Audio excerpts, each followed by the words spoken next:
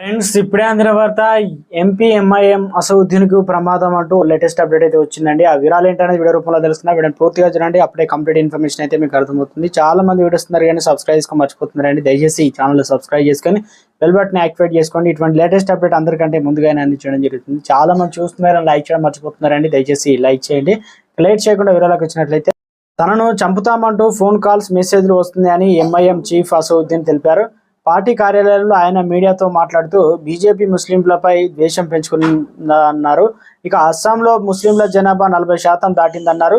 CM Himanta Biswa Sharma అంటూ ఉన్నారని, వాస్తవానికి అక్కడ 34% మాత్రమే ముస్లింల జనాభా ఉందన్నారు. ముస్లింలు, దళితులు, బలహీన వర్గాల గొంతుకై వారి సమస్యలు వినిపిస్తుంటే తనపై కక్ష సాధింపు చర్యలు దిగడం ఏంటని ప్రశ్నించారు. గతంలో యూపీ ఎలక్షన్ క్యాంపెయిన్లో వెళ్తుండగా 6 రౌండ్లు కాల్పులు జరిపారని, ఇప్పటి వరకు ఎవరిని అరెస్ట్ చేయలేదన్నారు. బీజేపీ రూలింగ్ లో ఉన్న రాష్ట్రంలో ప్లాన్ ప్రకారం ముస్లింలు అణచివేసే కార్యక్రమాలు కొనసాగుతున్నాయని ఆరోపించారు.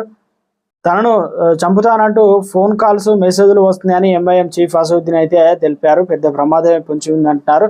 దీనిపైన ఏ నిర్ణయం తీసుకుంటారో ఏందనేది ఎంఐఎం సంబంధించినటువంటి ముస్లిం నేతలు కావచ్చు కీలకంగా రాష్ట్రంలో మరోసారి